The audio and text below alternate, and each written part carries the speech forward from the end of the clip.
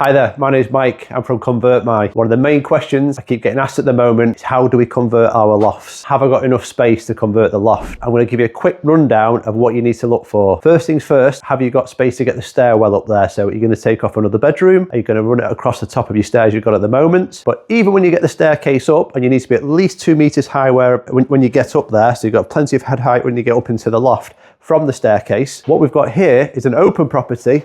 So we're going to show you how we can see if you've got enough space in your loft before you start engaging with an architect to see whether you can actually do one. Let's have a little vote now. Yes, I've got enough space. No, I've not got enough space. What do you think before? I'll give you a little second to have a think about it. It looks huge to me. It looks plenty of space up there. You can imagine people walking around. However, it's a no. There's not enough space. So what we're going to have to do is reduce the ceiling height in every room to create more floor space, height rather, in the ceiling above. So what do I need for this job? I need a tape measure to measure from the rafters there to here, and then also from the top to the ridge right at the top there. And I've got a laser for this job, so I'm going to quickly fire this on. It takes 2 seconds. Put this on the floor, and if we put that on the ceiling there on the ridge, and then we've got 5.4, and I'm going to do the same to the underside of these rafters here.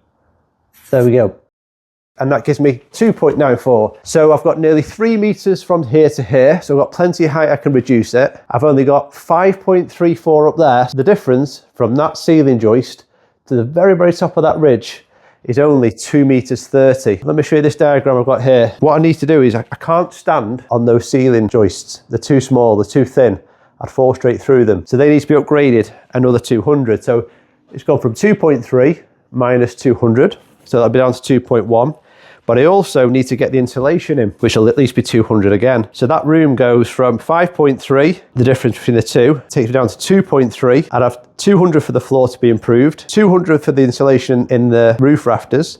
That would give me 1.9 of head height at its highest. And that will be the height of my dormer. To give a perspective of what that would be like, it would be about here, somewhere like this. So in reality, that wouldn't make for a very comfortable bedroom or ensuite or whatever. So what I'll have to do in this instance is drop these down by at least 1, 2, maybe even 3 bricks, and that'll give me a lovely comfortable loft upstairs, an extra 30 centimeters on top, which will be about 2.3, 2.4, and I'll be able to wander around there without any issue. So the very first thing you need to do is work out how you get your stairs up to your loft if you're considering a loft conversion. The second thing you need to do is look at what the height is within the loft. If you manage to get the stairs up there, how much space would you have? So the quickest way, lift your loft hatch up, use a laser measure or a tape measure, measure from that floor to the ridge, and if you've got at least 2.4, you should be in business without too much disruption. Any less, you can expect ceilings to be reduced in the bedrooms below, or some other clever way around it. My name is Mike. If you've got any questions about loft conversions, feel free to message me at mike@convertmy.co.uk, or you can have a look on our website. We might have the answer to some of your questions on there. Thanks for your time.